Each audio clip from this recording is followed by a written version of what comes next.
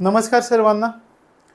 आज आपण आपला पुढचा भाग अभ्यासतोय विज्ञान आणि तंत्रज्ञान 2024 क्वेश्चन आन्सरची जी सिरीज आपण पाहतोय. महत्त्वाच्या घटना जानेवारी ते मार्च 2024च्या आपण अभ्यासल्या. आता आपण याच्यावर वेगळ्या प्रकारे संक्षिप्त रूपाने प्रश्न कसे विचारले जातील त्याचा आपण विचार करूया. मग आजचा आपला पहिला प्रश्न पहा. ग्रीन हायड्रोजन आणि ग्रीन अमोनिया, ग्रीन मिथेनॉल विकसित करण्यासाठी कोणत्या कंपनीनं महाराष्ट्र सरकारसोबत करार केला आहे? कोणत्या कंपनीनं महाराष्ट्र सरकारसोबत करार केला? महत्त्वाचं आहे. ग्रीन हायड्रोजन, ग्रीन अमोनिया विकसित करण्यासाठी एका कंपनीनं महाराष्ट्र सरकारसोबत करार केला आहे. त्या कंपनीचं नाव काय आहे आणि ही कंपनी महत्त्वाची आहे? याला NTPC ग्रीन एनर्जी लिमिटेड असं म्हटलं जातं. NTPC green energy limited. Green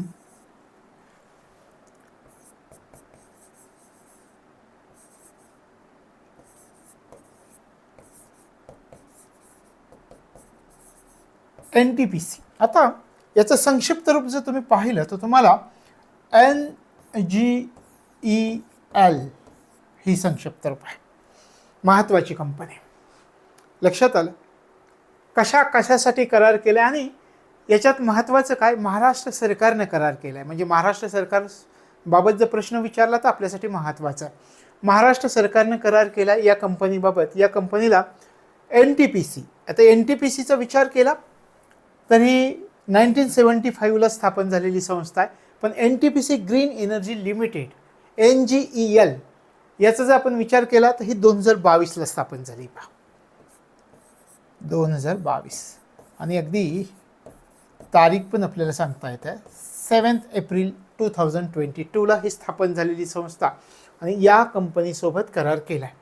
आता या कंपनीबाबत काही गोष्टी तुम्हाला माहिती असणं गरजेचं आहे, कारण मुख्य परीक्षेमध्ये या पॉईंटवर प्रश्न विचारला जाईल. NTPC तुम्हाला आता वेगळ्या प्रकारे प्रश्न विचारतो जो पूर्व परीक्षेसाठी पण उपयुक्त असेल आणि मुख्य परीक्षेसाठी पण उपयुक्त असेल. हरित व्यवसाय उपक्रमांसाठी आपल्या देशातली एकछत्री कंपनी म्हणून कोणत्या कंपनीला ओळखतात? पहा मी काय म्हणतोय तुम्हाला. या ठिकाणी कशासाठी हरित व्यवसाय उपक्रम असा जर तुम्हाला प्रश्न आला, हरित व्यवसाय उपक्रमांसाठी जे उपक्रम राबवले जात आहेत तर या उपक्रमांसाठी देशातली एकछत्री कंपनी, सर्वात महत्त्वाची कंपनी कोणती कंपनी ओळखली जाते? तर NGEL ही कंपनी ओळखली जाते. हा नवीन प्रश्न तुम्हाला माहिती असला पाहिजे. हरित व्यवसाय उपक्रमांसाठी देशातली एकछत्री कंपनी म्हणून कोणत्या कंपनीला ओळखतात? NGEL कंपनीला ओळखतात आणि या कंपनीसोबत महाराष्ट्र सरकारने करार केला. आता या NGEL जी आहे NTPC ग्रीन एनर्जी लिमिटेड हिचं एक उद्दिष्ट पण आहे आणि ते उद्दिष्ट आपल्यासाठी महत्त्वाचे का? तर आपण म्हणतोय हरित व्यवसाय उपक्रमांसाठी एकछत्री असणारी देशातली कंपनी आहे आणि मग या कंपनीने एक उद्दिष्ट ठरवलं आहे. उद्दिष्ट कधीपर्यंतचं ठरवलं आहे? या कंपनीनं उद्दिष्ट ठरवलं आहे 2032 पर्यंतचं. 2032 काय उद्दिष्ट ठेवलं आहे? 2032 पर्यंत काय करायचं आहे? तर 60 गिगावॅट एवढी ऊर्जा क्षमता प्राप्त करायची आहे.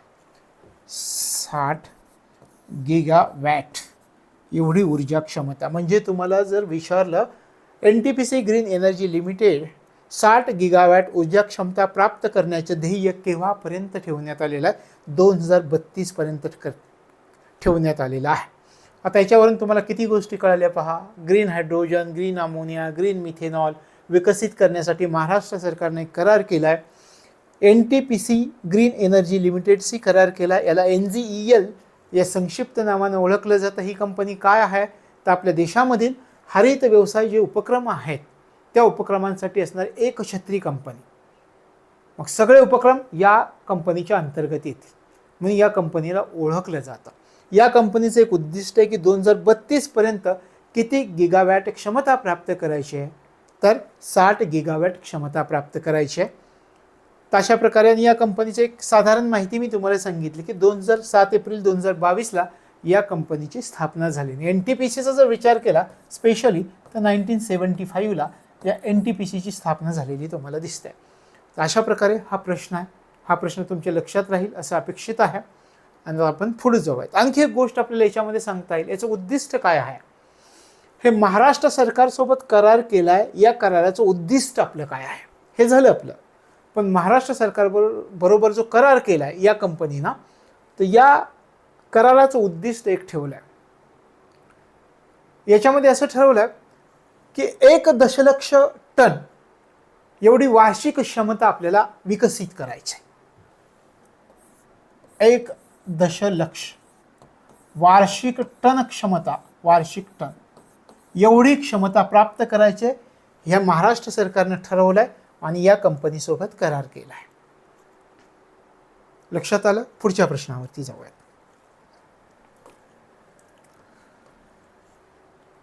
अंटार्क्टिक प्रदेशातील कोणत्या बेटावर प्रथमच किंग पेंग्विनचा बर्ड फ्लूमुळे मृत्यू झाला. किंग पेंग्विनचा बर्ड फ्लूमुळे मृत्यू झाला. आता याच्यामध्ये कोणत्या बेटावर असं आपल्याला विचारलंय. सुरुवातीला त्याचं उत्तर घेऊन आपण चर्चा करूयात. दक्षिण जॉर्जिया बेट, या बेटावर, दक्षिण जॉर्जिया या बेटावर मृत्यू झालाय. आता H5N1 हे नाव तुम्ही लक्षामध्ये ठेवायचं. बर्ड फ्लूमुळे मृत्यू झाला. कदाचित H5N1 हे सुद्धा तुम्हाला ऑप्शनमध्ये जर प्रश्न विचारला तर असू शकेल. लक्षात आलं. अंटार्क्टिका प्रदेशातील कोणत्या बेटावर प्रथमच किंग पेंग्विनचा बर्ड फ्लूमुळे मृत्यू झाला. H5N1 मुळे मृत्यू झाला तर दक्षिण जॉर्जिया हे बेट आहे. पुढच्या प्रश्नाकडे जाऊयात. कोणत्या कंपनीनं 8 फेब्रुवारी 2024 रोजी आपल्या बार्ड या AI चॅटबॉटचं जेमिनी या नावानं पुनर्ब्रँडिंग करण्यासाठी घोषणा केलेली आहे. आता याच्यामध्ये सरळ साधं सोपं लक्षामध्ये ठेवायचं. जेमिनी हे नाव, जेमिनी हे कोणी तयार केलंय. गुगल कंपनीनं तयार केलंय. हे पहिल्यांदा लक्षामध्ये ठेवा. आपण या ठिकाणी म्हणूयात गुगल. पुनर्ब्रँडिंग केलंय गुगल या कंपनीनं. जेमिनी हे गुगल कंपनीशी संबंधित आहेत असं जर विचारला आणि आपण म्हणतोय बार्ड या AI चॅटबॉट. आता AI चॅटबॉट म्हणजे काय तुम्ही कधी विचार केला. तुम्ही असं अलेक्सा नावाचे एक साऊंड येतो पहा. त्याला आपण म्हटलं की नाही की अलेक्सा या पिक्चरमधलं गाणं लाव. अलेक्सा लगेच आपल्याला उत्तर देते आणि सांगते की या पिक्चरमधलं गाणं, त्यात कोणकोणती गाणी आहेत, त्यात कोणकोणते कलाकार आहेत ते आपल्याला सांगते. अशा प्रकारे यंत्र आपल्याशी चर्चा करतायत त्याला आपण म्हणतो AI कृत्रिम बुद्धिमत्ता चॅटबॉट. सोप्या पद्धतीमध्ये मी सांगितलं. याच्यावरती आणखी खोलवर आपल्याला जाता येईल पण त्याचा आपल्याला उपयोग नाही आहे. लक्षात आलं. अशा प्रकारे AI चॅटबॉट लक्षात ठेवा की कोणत्या कंपनीनं 8 फेब्रुवारी 2024 रोजी आपल्या बार्ड या AI चॅटबॉटचं जेमिनी या नावानं पुनर्ब्रँडिंग करण्याची घोषणा केली. गुगल या कंपनीनं घोषणा केलेली आहे. पुढे जाऊयात. डासांमुळे पसरणाऱ्या डेंग्यू तापामुळं ब्राझीलमधील कोणत्या शहरामध्ये 5 फेब्रुवारी 2024 रोजी सार्वजनिक आरोग्य आणीबाणी घोषित करण्यात आलेली. महत्त्वाचा प्रश्न आहे. IMP म्हणून तुमच्या नोटबुकमध्ये असणं गरजेचं आहे. नोट्समध्ये सार्वजनिक आरोग्य आणीबाणी घोषित केली एका देशामध्ये. ब्राझीलमधील कोणत्या शहरामध्ये डासामुळे पसरणाऱ्या डेंग्यू तापामुळे आणीबाणी. कोणतं शहर आहे. रिओ दी जानेरो शहर आहे. हे शहर आपण नेहमी चर्चेमध्ये ऐकतो. बऱ्याच कॉन्फरन्स या शहरामध्ये झालेल्या आपल्याला दिसतात. रिओ दी जानेरो या शहरामध्ये, ब्राझीलमधलं हे शहर आहे. लक्षात राहील. डासांमुळे पसरणाऱ्या डेंग्यू तापामुळं ब्राझीलमधील रिओ दी जानेरो या शहरामध्ये सार्वजनिक आरोग्य आणीबाणी घोषित करण्यात आलेली आहे. पुढच्या प्रश्नाकडे जाऊयात आपण. अंटार्क्टिकामधील चीनच्या कोणत्या संशोधन केंद्रानं 7 फेब्रुवारी 2024 रोजी काम सुरू केले. अंटार्क्टिकमधील चीनच्या एका संशोधन केंद्रानं काम सुरू केलं आहे. त्या संशोधन केंद्राचं नाव काय हे आपल्याला विचारतील. तर ते आहे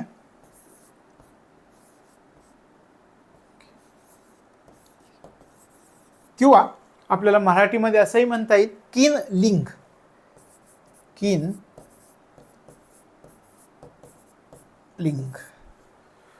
लक्षात आलं. किनलिंग या ठिकाणी आपण इथे घेऊयात खाली, म्हणजे तुमच्या मराठी नाव पहिल्यांदा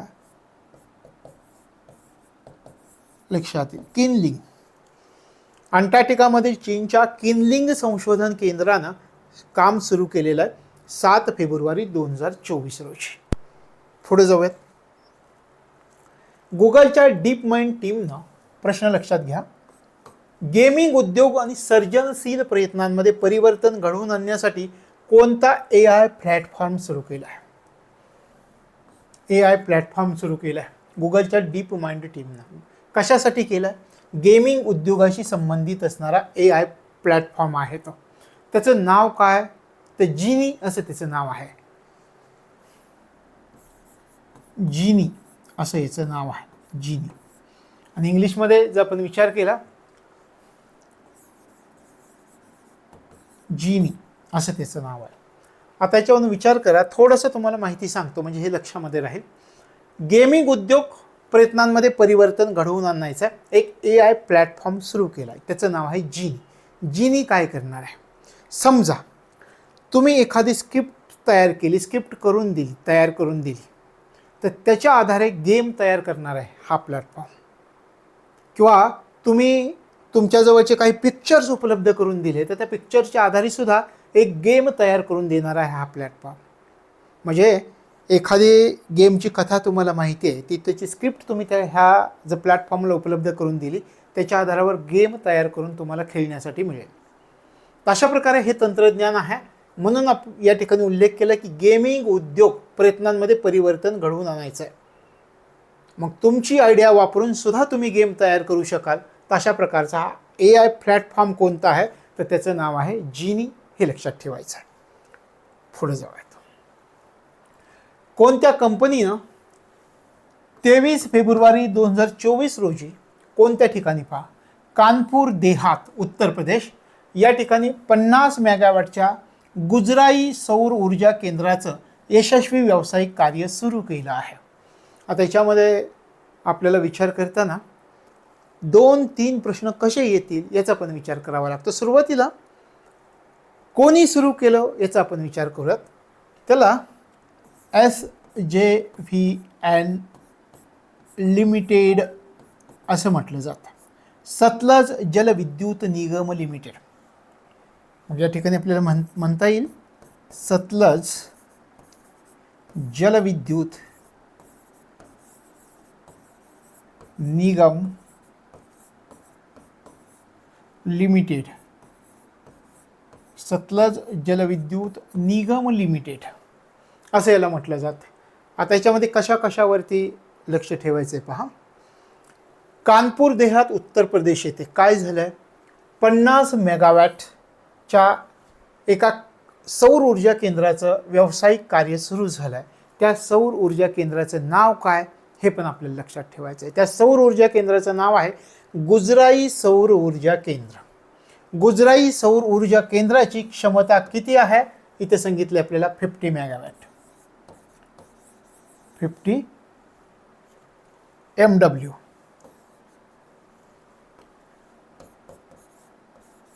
50 मेगावॅट त्याची क्षमता आहे. आणि हे कोणत्या ठिकाणी आहे? तर उत्तर प्रदेशामध्ये कानपूर देहात या ठिकाणी आहे. आणि कोणी सुरू केलं आहे? सतलज जलविद्युत निगम लिमिटेडनं सुरू केलं. असं वेगवेगळं लक्षात ठेवलं की तुम्हाला प्रश्न कसाही आला तर तो सोडवता येणार आहे. लक्षात आलं? कानपूर देहात उत्तर प्रदेश, गुजराई सौर ऊर्जा केंद्राचं व्यावसायिक कार्य सुरू झालं आहे. 50 मेगावॅट क्षमता आहे आणि कार्य सुरू केलं आहे सतलज जलविद्युत निगम लिमिटेडनं. पुढच्या प्रश्नाकडे आपण जाऊयात. कोणत्या स्टार्टअपनं होमोसेप ॲटम हा भारतातील पहिला सेप्टिक टँक क्लिनिंग रोबोट विकसित केला? Septic tank cleaning. आता सेप्टिक टँक क्लीन करण्यासाठी तुम्ही जर नगरपालिकेकडे अर्ज केला तर त्याचा कितपत त्रास होतो हे तुमच्या लक्षात येईल. नगरपालिकेकडे अर्ज केला तर त्या ठिकाणी जाऊन वेगळे पैसे द्यावे लागतात. पैसे तर द्यावेच लागतील, शिवाय जे काही सेप्टिक टँक त्या ठिकाणी क्लीन करणारी लोक आपल्या घरी येतात तर त्यांनाही वेगवेगळे पैसे द्यावे लागतात. मग या ठिकाणी एक स्टार्टअप आहे की त्या स्टार्टअपनं होमोसेप ॲटम हा भारतातले पहिला सेप्टिक टँक क्लिनिंग रोबोट विकसित केला आहे. तर कोणत्या स्टार्टअपनं? तर त्या स्टार्टअपचं नाव आहे सोलिनास. सोलिनास सोलिनास सोलिनास हा स्टार्टअप आहे. सोलिनास स्टार्टअपनं कोणता? पहा, होमोसेप ॲटम हा भारतातील पहिला सेप्टिक टँक क्लिनिंग रोबोट विकसित केलेला आहे. आता हे कोणी तयार केले, कोणाच्या मदतीनं तयार केले, याचा जर तुम्ही विचार केला तर इथे आपल्याला सांगता येतं हे जे तयार केलेलं आहे ते IIT मद्रासच्या सहकार्यानं तयार केले, IIT मद्रासनं तयार केलं. तर अशा प्रकारे सोलिनास या स्टार्टअपनं IIT मद्रासच्या साहाय्यानं होमोसेप ॲटम हा भारतातील पहिला सेप्टिक टँक क्लिनिंग रोबोट विकसित केलेला आहे. हे लक्षात ठेवायचं आहे. पुढे जाऊयात. पेटीएम ई कॉमर्सनं आपलं नामकरण काय केलं आहे? पाय प्लॅटफॉर्म केला आहे. पाय प्लॅटफॉर्म, पाय प्लॅटफॉर्म असं केलं आहे. पेटीएम ई कॉमर्सनं आपलं नामकरण काय केलं आहे? तर पाय प्लॅटफॉर्म असं त्याचं नामकरण झालं आहे. हे लक्षामध्ये ठेवायचं आहे. पुढच्या प्रश्नाकडे जाऊयात. मंत्रिमंडळानं मत्स्य व्यवसाय आणि मत्स्यपालन पायाभूत सुविधा विकास निधी कधीपर्यंत वाढवण्याला मंजुरी दिली? हा एवढा महत्त्वाचा प्रश्न नाही आहे, फक्त आहे आपल्या अभ्यासामध्ये म्हणून आपण घेतला आहे. 2025-26 मंत्रिमंडळानं मत्स्य व्यवसाय आणि मत्स्यपालन पायाभूत सुविधा विकास निधी कधीपर्यंत वाढवण्याला मंजुरी दिली आहे? तर 2025-26 पर्यंत वाढवण्याला मंजुरी दिली आहे. आता हा प्रश्न जो आहे तो आपल्या चर्चेसाठी महत्त्वाचा आहे किंवा आपल्याला याच्यावरती चर्चा करता येईल. कोणत्या भारतीय कंपनीला अमेरिकन आरोग्य नियामकाकडून जेनरिक औषधासाठी मान्यता मिळाली? महत्त्वाचा प्रश्न आहे, IMP करून ठेवा की एक भारतीय कंपनी आहे, त्या भारतीय कंपनीला अमेरिकन आरोग्य नियामकाकडून जेनरिक औषधासाठी मान्यता मिळाली. कोणत्या कंपनीला? त्या कंपनीचं नाव आहे झायडस. झायडस असं या कंपनीचं नाव आहे. आता मला एक सांगा, जेनरिक औषध म्हणजे काय? ते समजलं, हे समजेल तुम्हाला. झायडस या कंपनीला मिळाला आहे. जेनरिक औषध म्हणजे काय? औषधच म्हटलंय. आता जेनेरिक असं आपण म्हणतो ना कधी, त्याचा अर्थ काय होतो? सामान्य औषध. सामान्य, जेनेरिक म्हणजे सामान्य. मग तुम्ही एखाद्या ब्रँडचं औषध घेता आणि जेनेरिक औषध पण घेता. जेनेरिक औषध हे स्वस्त असतं, जे ब्रँडचे औषध असतात त्याच्यापेक्षा जेनेरिक औषधही स्वस्त असतात. मग जेनेरिक औषध स्वस्त असतात तर त्यांचा दर्जा पण कमी असतो का? तसं असत नाही. ज्याप्रमाणे एखाद्या ब्रँडचं तुम्ही औषध घेता, ज्याप्रमाणे एखाद्या ब्रँडचं औषध सुरक्षित असतं, गुणवत्तापूर्ण असतं, त्याचप्रमाणे त्याच पटीमध्ये जेनेरिक औषधसुद्धा सुरक्षित आणि गुणवत्तापूर्ण असतं. ब्रँड असलेलं औषध ज्या प्रमाणात परिणामकारक असतं एखाद्या रोग्यावर, त्याच प्रमाणामध्ये जेनेरिक औषधसुद्धा एखाद्या रोग्यावरती परिणामकारक असतं. तेवढाच परिणाम होतो. सगळे फायदे तेवढेच, फक्त दिसायला वेगळं. दिसायला वेगळं का असतं? कारण आपल्याकडे कॉपीराईटचे इश्यू आहेत. मग सगळ्या गोष्टी जर तशाच दिसायला लागल्या तर काय होईल? तसं होणार नाही. म्हणून दिसायला फक्त वेगळी असतात. एखादं ब्रँडचं औषध समजा मी घेतलं की त्या औषधापासून जे जे फायदे मला मिळतात ते सगळे फायदे या जेनेरिक औषधांपासून सुद्धा मिळतात. आणि जेनेरिक औषध कधी कधी जर तुम्हाला असं वाटत असेल खूप स्वस्त मिळतं आहे आणि त्याचा दर्जा खालावलेला असेल तर अजिबात नाही. जे जे फायदे आपल्याला ब्रँड असलेल्या औषधांपासून मिळतात तेच फायदे जेनेरिक औषधापासून सुद्धा प्राप्त होत असतात. तर अशा प्रकारे आपण उल्लेख केल्याप्रमाणे ब्रँड औषधाप्रमाणे सुरक्षित, गुणवत्तापूर्ण, परिणामकारक असणारी औषधी जेनेरिक औषधं असतात. लक्षात आलं? पण किमती कमी असतात. आधी अगदी काही औषधांचा विचार केला तर 90% किमती कमीत ब्रँड औषधापेक्षा. तशा प्रकारे एका भारतीय कंपनीला अमेरिकन आरोग्य नियामकाकडून जेनेरिक औषधांसाठी मान्यता मिळाली. त्या कंपनीचं नाव झायडस आहे, हे लक्षात ठेवायचं. पुढच्या प्रश्नाकडे जाऊयात. केंद्रीय आयुष मंत्री सर्बानंद सोनोवाल यांनी 20 जानेवारी 2024 रोजी कोणत्या ठिकाणी आयुष दीक्षा केंद्राची पायाभरणी केली? आता कोणत्या ठिकाणी आयुष दीक्षा केंद्राची पायाभरणी केली हे महत्त्वाचंच आहे आपल्यासाठी, पण आयुष दीक्षा केंद्र आहे तरी काय हे तरी कमीत कमी आपल्याला समजलं पाहिजे. सुरुवातीला जो प्रश्न विचारला आहे त्याच्यावरती आपण चर्चा करूयात. आयुष दीक्षा केंद्राची पायाभरणी कोठे झालेली आहे? भुवनेश्वरला झाली आहे.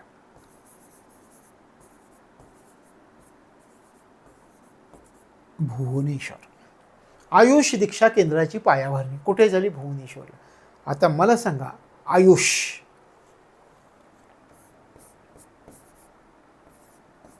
याला आयुष म्हटलं जातं. याचा लॉंग फॉर्म तुमच्या सगळ्यांना माहिती आहे का? ज्या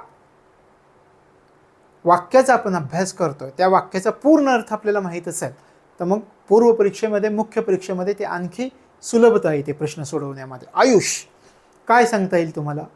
आपल्या देशामध्ये आयुर्वेद आहे, योगा आहे, शिवाय नॅचरोपॅथीचा आपण विचार करतो आहे, याशिवाय युनानी आहे, सिद्धी आहे आणि होमिओपॅथी आहे. याला उल्लेखून सगळ्यांना मिळून आयुष असं म्हटलं गेलेलं आहे. लक्षात आलं? आणि आयुष दीक्षा केंद्र हे काय आहे? तर हे जे आयुष व्यावसायिक आहेत या व्यावसायिकांसाठी एक मानव संसाधन विकास केंद्र आहे. काय आहे आयुष दीक्षा केंद्र? आयुष व्यावसायिकांसाठी, व्यावसायिक यांच्यासाठी मानव संसाधन केंद्र. मानव संसाधन केंद्र. मानव संसाधन केंद्र म्हणजे काय? काय करेल आयुष दीक्षा केंद्र या ठिकाणी? लक्षात येतं?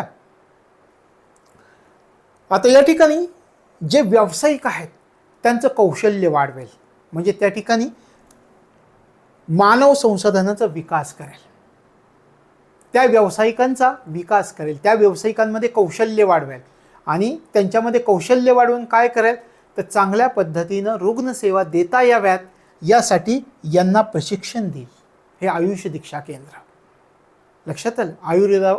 आपण आयुर्वेदाचा विचार करतोय, मग आयुर्वेदामधील क्षमता विकास आणि संशोधनावर भर देणारं केंद्र कोणतं आहे? तर आयुष दीक्षा केंद्र आहे.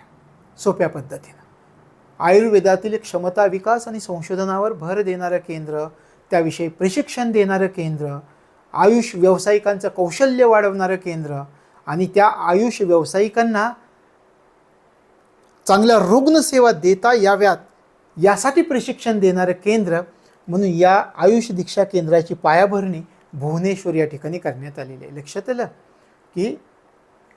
आणि भुवनेश्वर या ठिकाणी आपण जे म्हणतोय आयुष दीक्षा केंद्राची पायाभरणी करण्यात आलेली किंवा ते बांधलं जात आहे त्या ठिकाणी, तर त्या ठिकाणी केंद्रीय आयुर्वेद संशोधन संस्था पण आहे. हे कुठल्या कॅम्पसमध्ये बांधलं जात आहे?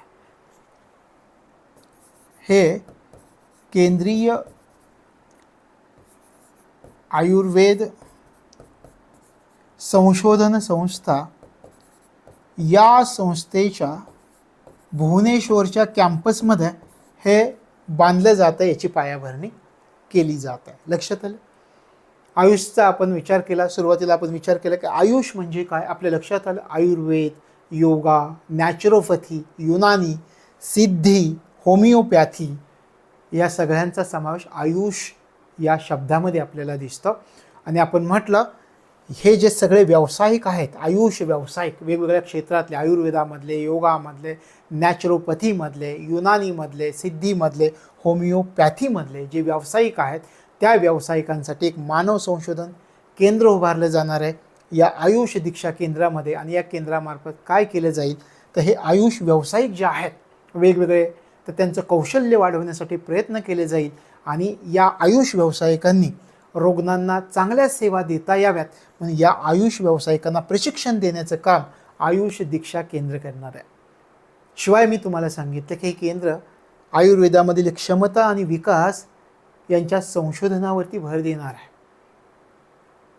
तशा प्रकारे या आयुष दीक्षा केंद्राची पायाभरणी झाली आहे आणि ती पायाभरणी कुठे झाली आहे तर केंद्रीय आयुर्वेद संशोधन संस्थेच्या भुवनेश्वरच्या कॅम्पसमध्ये या आयुष दीक्षा केंद्राची पायाभरणी करण्यात आलेली. लक्षात आलं? पुढच्या पॉईंटकडे आपण जाऊयात. भारतातील पहिली सौर ऊर्जेवर चालणारी बोट कोणत्या नदीत चालवली जाणार आहे? याच्या अगोदर पण मी तुम्हाला सांगितलं, पुन्हा एकदा वेगळ्या प्रकारे प्रश्न आला म्हणून आपण घेतला शरयू नदी. शरयू नदी हे लक्षात ठेवा, महत्त्वाचा प्रश्न म्हणून त्या ठिकाणी नोंद करा की भारतातील पहिली सौर ऊर्जेवर चालणारी बोट कोणत्या नदीमध्ये चालवली जाणार आहे? शरयू नदीमध्ये चालवली जाणार आहे. पुढचा प्रश्न पहा, महत्त्वाचा आहे. रस्ते सुरक्षेसाठी मॅपल्स ॲपचं नाव लक्षात ठेवायचं आहे आपल्याला बरं का. मॅपल्स ॲप वापरून सर्व 784 अपघात प्रवण स्थळांचा नकाशा तयार करणारं भारतातलं पहिलं राज्य कोणतं आहे? एक राज्य असं आहे, रस्ते सुरक्षेसाठी काय केलं, एका ॲपचा वापर केला जातोय त्या राज्याकडून. त्या ॲपला मॅपल्स ॲप असं म्हटलं जातं आणि त्या ॲपने काय केलं जातं, जेवढी अपघात प्रवण स्थळं आहेत त्या स्थळांचा नकाशा तयार केला जातो आहे.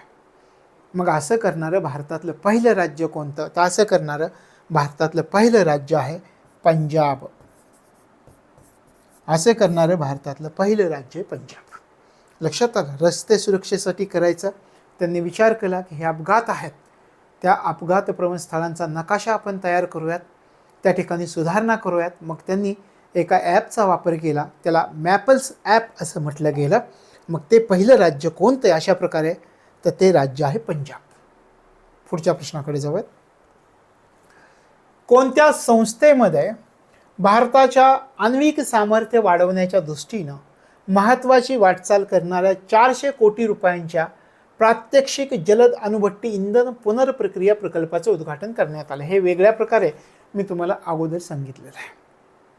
कल्पक्कम असं मी त्याचं उत्तर सांगितलं होतं आणि इंदिरा गांधी अणुसंशोधन केंद्र असा उल्लेख मी तुम्हाला केला होता. तशा प्रकारे आता ह्या प्रश्नाचा आपण विचार करूयात. एका संस्थेमध्ये, कोणत्या संस्थेमध्ये? इंदिरा गांधी अणुसंशोधन केंद्रामध्ये हे झालं. इंदिरा गांधी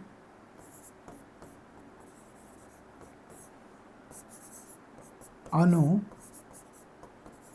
संशोधन केंद्र या ठिकाणी, म्हणजे आपल्याला आपल्या प्रश्नाचं उत्तर या ठिकाणी मिळतंय. इंदिरा गांधी अणुसंशोधन केंद्रामध्ये, या संस्थेमध्ये भारताच्या आण्विक सामर्थ्य वाढवण्याच्या दृष्टीने महत्त्वाची वाटचाल असणाऱ्या 400 कोटी रुपयांच्या प्रात्यक्षिक जलद अणुभट्टी इंधन पुनर्प्रक्रिया प्रकल्पाचं उद्घाटन झालं. म्हणजे आपल्याला डायरेक्ट क्वेश्चन लक्षात ठेवायचा आहे की कोणत्या केंद्रामध्ये जलद अणुभट्टी इंधन पुनर्प्रक्रिया प्रकल्पाचं उद्घाटन झालं आहे? इंदिरा गांधी अणुसंशोधन केंद्रामध्ये. डायरेक्ट लक्षात ठेवायचं. 400 कोटी वगैरे थोडंसं बाजूला ठेवा. याच्याविषयी आपण मागच्या भागामध्ये सुद्धा या ठिकाणी विचार केलेला होता. आता आपण पुढच्या प्रश्नाकडे जाऊया. यानंतरचा प्रश्न पहा, आयुर्वेदाला चालना देण्यासाठी आयुष मंत्रालयानं कोणत्या देशासोबत करार केला आहे? महत्त्वाचा प्रश्न आहे. आयुष मंत्रालयानं आयुर्वेदाला चालना देता यावी यासाठी एका देशाबरोबर करार केला आहे. त्या देशाचं नाव आहे थायलंड. थायलंड या देशाबरोबर करार केलेला आहे. लक्षात आलं? आयुर्वेदाला चालना देण्यासाठी आयुष मंत्रालयानं एका देशासोबत करार केला, त्या देशाचं नाव आहे थायलंड. पुढच्या प्रश्नाकडे जाऊयात. पंतप्रधान नरेंद्र मोदी यांनी 28 फेब्रुवारी 2024 रोजी कोणत्या ठिकाणी भारतातील पहिल्या स्वदेशी ग्रीन हायड्रोजन जहाजाचं अनावरण केलं? आता याच्यामध्ये सगळ्यात महत्त्वाचं म्हणजे भारतातील पहिलं स्वदेशी आहे हे लक्षात ठेवा. स्वदेशी ग्रीन हायड्रोजन जहाज याचं अनावरण करण्यात आलेलं आहे. ते कोणत्या ठिकाणी करण्यात आलेलं आहे? सुरुवातीला हे अनावरण कोणत्या ठिकाणी करण्यात आलं ते पाहूयात आणि त्याच्यानंतर याच्यावरती चर्चा करूयात. तर हे अनावरण करण्यात आलं मायादुथुराई या ठिकाणी. मायादुथुराई या ठिकाणी हे अनावरण करण्यात आलेलं आहे. आता विचार करा, हे अनावरण कुठं झालं या जहाजाचं, याचा आपण विचार केला ते आपल्या देशातलं पहिलं स्वदेशी आहे आणि ग्रीन हायड्रोजन जहाज आहे. मग या जहाजाची बांधणी कोठे करण्यात आली हे पण आपल्यासाठी महत्त्वाचं आहे. मग ह्या जहाजाची जी बांधणी झाली आहे ती कोचीन शिपयार्ड या ठिकाणी बांधणी झाली. आता थोडंसं एक्झाम ओरिएंटेड एक प्रश्न मी याच्याच बाबतीत विचारतो. या ठिकाणी आपण काय पाहिलं पहा, भारतातील पहिलं स्वदेशी ग्रीन हायड्रोजन जहाज असं आपण म्हटलो का? पण मी म्हटलं की देशातलं पहिलं ग्रीन हायड्रोजन बंदर पण कोणत्या बंदराला ओळखलं जातं? आता बंदराचा विचार केला, जहाज तुम्हाला कळालं. असा पण प्रश्न विचारला, देशातलं पहिलं ग्रीन हायड्रोजन हब बंदर पण कोणत्या बंदराला ओळखतात? तर लक्षात ठेवायचं, देशातलं पहिलं ग्रीन हायड्रोजन हब बंदर म्हणून व्हीओ चिदंबरनार या बंदराला ओळखतात. हे बंदर तुम्ही ऐकले का कुठे? ते लक्षात ठेवा. देशातलं पहिलं ग्रीन हायड्रोजन हब बंदर म्हणून व्हीओ चिदंबरनार या बंदराला ओळखलं जातं. शिवाय या ठिकाणी आपण अभ्यास केला की पहिल्या स्वदेशी ग्रीन हायड्रोजन जहाजाचा, आता या ठिकाणी हेच घडलंय कधी? 28 फेब्रुवारी 2024ला याचं अनावरण झालंय. पण जानेवारी 2024मध्ये एक मार्गदर्शक तत्त्व जाहीर केलेली आहेत. ते मार्गदर्शक तत्त्व जी जाहीर केली त्याला ग्रीन बोट इनिशिएटिव्ह असं म्हटलं गेलं आहे. ग्रीन बोट इनिशिएटिव्ह जानेवारी 2024मध्ये आपल्या देशामध्ये येणारी जाणारी देशांतर्गत, आपण म्हणतोय देशांतर्गत येणारी जाणारी जहाज, त्यांच्यासाठी ग्रीन बोट मार्गदर्शक तत्व जाहीर केली गेलेली. त्याच्यामध्ये काय सांगितलेलं आहे, इथून पुढच्या कालावधीमध्ये आपल्याला काय करायचं आहे तर ग्रीन फ्युएलचा वापर करायचा आहे आणि येणाऱ्या पुढच्या दशकामध्ये 50% जी काही प्रवासी ये जा करतात त्यासाठी काही जहाजं वापरली जातात, त्यांच्यासाठी आपल्याला ग्रीन फ्युएल वापरायचं आहे 50% पुढच्या दशकात. आणि 2045पर्यंत 100% ग्रीन फ्युएलचा आपल्याला वापर करायचा आहे. आणि यासाठी सगळ्या राज्यांनी प्रयत्न करायचे आहेत असं या ग्रीन बोट इनिशिएटिव्हमध्ये सांगितलं आहे. म्हणजे सरकार काय काय विचार करते पहा. इथे पहिलं स्वदेशी ग्रीन हायड्रोजन जहाज आहे. आपण या ठिकाणी आणखी काय विचार केला तर देशातलं पहिलं ग्रीन हायड्रोजन बंदर पण आपण विचारलं. आणि सरकार आता काय विचार करत आहे की ही जी जहाजं येतात जातात देशांतर्गत तर त्या जहाजांमध्ये ग्रीन फ्युएलचा वापर करता आला पाहिजे. मग सरकारने एक उद्दिष्ट आखून घेतलं. सरकारने उद्दिष्ट आखून घेतलं की पुढच्या दशकापर्यंत हे ग्रीन फ्युएलचं आपण जे ठरवतो आहे किंवा देशांतर्गत जे प्रवासी येत आहेत प्रवासी जात आहेत त्यांच्यासाठी 50% पुढच्या दशकापर्यंत ग्रीन फ्युएलचा वापर करायचा आहे. आणि 2045पर्यंत मात्र भारत सरकार म्हणत आहे की 100% ग्रीन फ्युएल आपल्याला वापरायचं आहे. आणि हे साध्य करण्यासाठी सरकारचं म्हणणं असं आहे की सगळ्या राज्यांनी मिळून प्रयत्न केले पाहिजेत. तर अशा प्रकारे या एका प्रश्नामधून आपल्याला एवढ्याची चर्चा करता येते. आणि मग आता प्रश्न कसाही आला तर तो आपल्याला सोडवता येईल. पुढच्या प्रश्नाकडे जाऊयात. कोणत्या IIT संस्थेला कर्करोगावर उपचारासाठी भारतीय मसाल्यांच्या वापराचं पेटंट मिळालं आहे? आता पहा, एक IIT आहे की त्या IITला कर्करोगावरती उपचारासाठी, कोणत्या रोगावर उपचारासाठी हे पण विचारतील. मग आपल्याला हे लक्षात ठेवावं लागेल, कर्करोगावर उपचारासाठी कशाच्या वापराचं? भारतीय मसाल्यांच्या वापराचं पेटंट मिळालं. ती IIT कोणती? महत्त्वाचा प्रश्न म्हणून नोट करून ठेवा. IIT मद्रास IITला कर्करोगावर उपचारासाठी, कोणत्या रोगावर उपचारासाठी? कर्करोगावर उपचारासाठी भारतीय मसाल्यांच्या वापराचं पेटंट मिळाले. कशाचं पेटंट मिळालं? लक्षात आलं? पुढे जाऊयात. देशात कोणत्या वर्षापर्यंत आणखी 18 अणुप्रकल्प उभारण्यात येणार आहेत? माहिती असणं गरजेचं आहे. 2031-32 देशात 2031-32 वर्षापर्यंत आणखी 18 अणुप्रकल्प उभारण्यात येणार आहेत. कोणत्या संस्थेनं भारतातील सर्वात मोठी ड्रोन पायलट संस्था सुरू केली आहे? भारतातील सर्वात मोठी ड्रोन पायलट संस्था कोणत्या IITनं? असा पण प्रश्न विचारतील.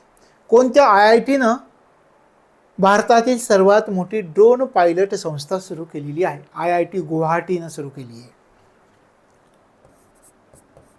IIT गुवाहाटी यानं सुरू केलेली आहे. लक्षात आलं?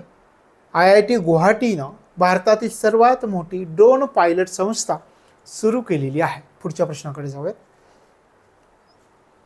Solar energy corporation of India लिमिटेडनं कोणत्या ठिकाणी भारतातील सर्वात मोठी बॅटरी एनर्जी स्टोरेज सिस्टम यशस्वीरित्या कार्यान्वित केली? हे आपला प्रश्न झालेला.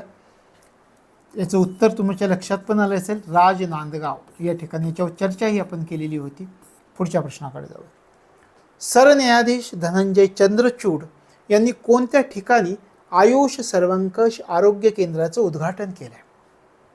कोणत्या ठिकाणी केलं? तर सर्वोच्च न्यायालय, सर्वोच्च न्यायालय या ठिकाणी केलं. त्याच्या आवारामध्ये याचं उद्घाटन झालेलं आहे, सर्वोच्च न्यायालय. सरन्यायाधीश धनंजय चंद्रचूड यांनी कोणत्या ठिकाणी आयुष सर्वंकष आरोग्य केंद्राचं उद्घाटन केलं? तर सर्वोच्च न्यायालयाच्या आवारामध्ये उद्घाटन झालं, हे लक्षात ठेवायचं आहे.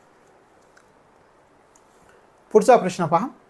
भारतातील सर्वात मोठा ग्रीन हायड्रोजन उत्पादन प्रकल्प कोणत्या ठिकाणी उभारला जाणार आहे? सर्वात मोठा ग्रीन हायड्रोजन उत्पादन प्रकल्प विशाखापट्टणमला उभारला जाणार आहे.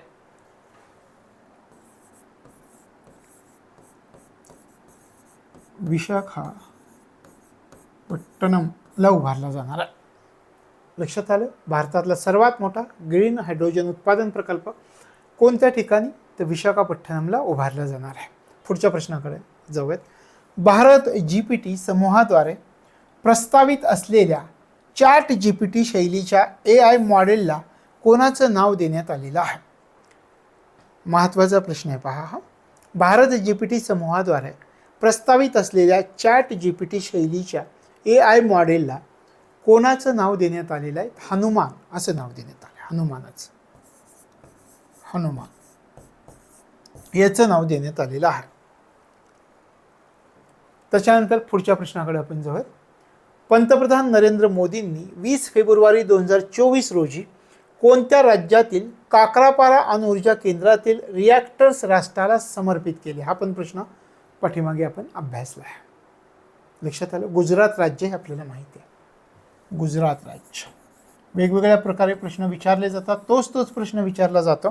प्रत्येक प्रश्न व्यवस्थित चिंतन करून अभ्यासणं गरजेचं. पंतप्रधान नरेंद्र मोदींनी कोणत्या राज्यातील काकरापारा अणुऊर्जा केंद्रातील रिॲक्टर्स राष्ट्राला समर्पित केले? गुजरात राज्यातील. पुढचा प्रश्न पहा. कोणत्या संस्थेने किंवा कोणत्या IITनं ध्वनी आधारित अँटी ड्रोन प्रणाली विकसित केली आहे? कोणत्या IITनं ध्वनी आधारित अँटी ड्रोन प्रणाली विकसित? महत्त्वाची गोष्ट आहे आपल्या देशासाठी. अँटी ड्रोन प्रणाली आहे आणि हा प्रश्न महत्त्वाचा आहे. IIT जम्मूनं हे विकसित केलेली आहे. IIT जम्मूनं विकसित केलेली आहे. लक्षात आलं? कोणत्या संस्थेनं ध्वनी आधारित अँटी ड्रोन प्रणाली विकसित केली? IIT जम्मूनं केलेली आहे. पुढचा प्रश्न पहा.